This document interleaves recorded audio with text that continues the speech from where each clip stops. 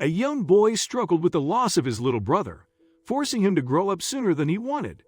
After his brother's death, he started going home at strange times, causing his mother to follow him one day to get to the bottom of it. Martin grew up too soon after learning that his little brother Joe had died. It happened 2 years ago, when Martin was 5 years old. His brother Joe had been ill for most of his short life, and eventually did not return home from the hospital. His mom, Anna, explained to Martin that Joe had become an angel and was taking care of their family from heaven. Their family now only consisted of Anna and Martin, as Martin's dad left them shortly after Joe was diagnosed with his illness. Anna worked tirelessly to provide for her children and raise them bravely as a single mother. Since he was young, Martin would listen to stories about heaven. He knew that heaven was far away, and while his brother flew there with his angel wings, someone needed to take care of their heartbroken mother. So after Joe's death, Martin helped his mom out as much as he could. At 5 years old, he washed dishes, took out the trash, swept the floor, and set the table. Then, after helping with the household chores, he'd lock himself in his room and cry. Everything in his room reminded Martin of his little brother, as they used to share it. The room was filled with Joe's toys and books, making coping with the loss more difficult for Martin. 2 years had passed, and Martin was already 7 years old. He would usually take the school bus and walk himself back home from the nearest stop, but he did not come at the usual time he'd arrive one day. Anna would usually be cooking dinner when Martin arrived from school. However, the table was set on that particular day, and Martin was nowhere to be found. "Where have you been?" Anna scolded him when he arrived an hour and a half later than he usually did. "I was very worried. What took you so long?" she yelled. "Don't worry, Mom," Martin replied passively. "I was just reading in the library and lost track of time." Anna was suspicious, as Martin didn't actually enjoy reading books. Martin didn't think she would check if you were telling the truth, but she did. She called Martin's school library to ask if he had been there yesterday. "No, ma'am. Martin Keener didn't come in yesterday," the librarian told her. Anna was ready to reprimand Martin once he got home from school, but again, he was late. She was furious, asking him again, "What's your excuse this time? Where have you been?" she asked. "I was at my friend's house doing a school project. Carl Dickinson's house," he replied. That night, Anna called Carl's mom, who she once met at a parent-teacher conference. She wanted to see whether or not Martin was lying to her again. "No, Anna, Carl's been sick for a week and hasn't been to school. I haven't seen Martin in a while," Carl's mom answered. Martin's mom was baffled as to why he kept lying to her.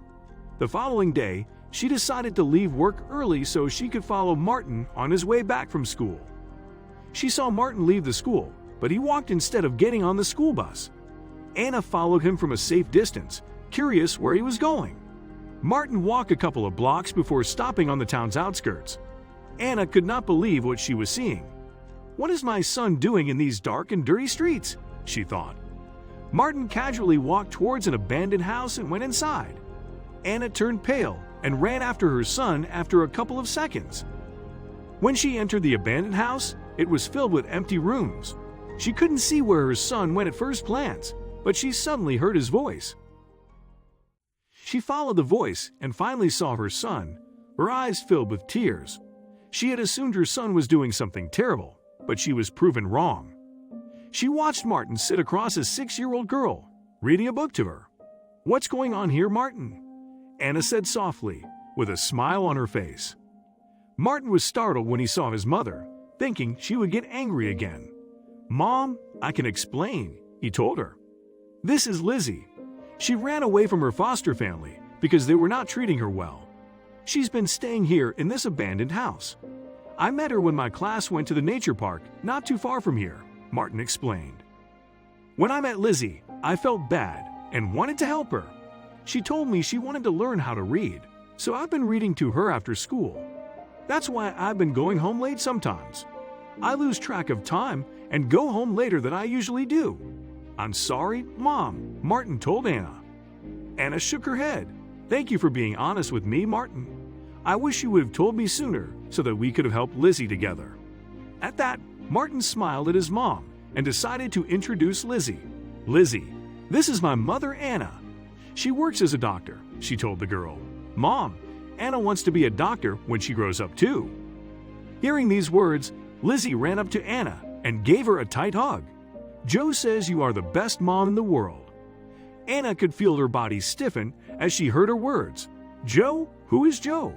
She said, surprised. My friend Joe, the young girl replied. Anna looked at Martin, thinking he had been introducing himself as Joe. Instead, he revealed that Lizzie had an imaginary friend. Joe, Mom, our Joe. She says she's been talking to him, and Joe's been telling her stories about us, Martin explained. Lizzie nodded.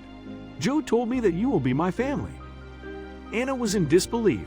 She suddenly remembered her sweet boy Joe and wondered whether or not Lizzie's friend was indeed her late son. Martin and his mom took Lizzie to their home, where they fed her and gave her clean clothes. Martin and Lizzie remained good friends and eventually became siblings. After a lengthy process, Anna was able to adopt Lizzie, and they became a happy family of 3. Together, they constantly honored Joe's memory while making new memories of their own. Family is not always about blood but love. Martin and Anna opened their hearts and homes to Lizzie, who was yearning for a family that she could love and cherish for the rest of her life. People cope with losses differently, and that should be respected. Martin grieved the loss of his little brother for years. While his mother thought he was being disobedient, he was trying to shower another person with love and care, Lizzie. Since he could not take care of Joe, he wanted to take care of someone else, who eventually became his sister. Thank you for watching. Please don't forget to like, subscribe, and share this story with your friends. It might brighten their day and inspire them.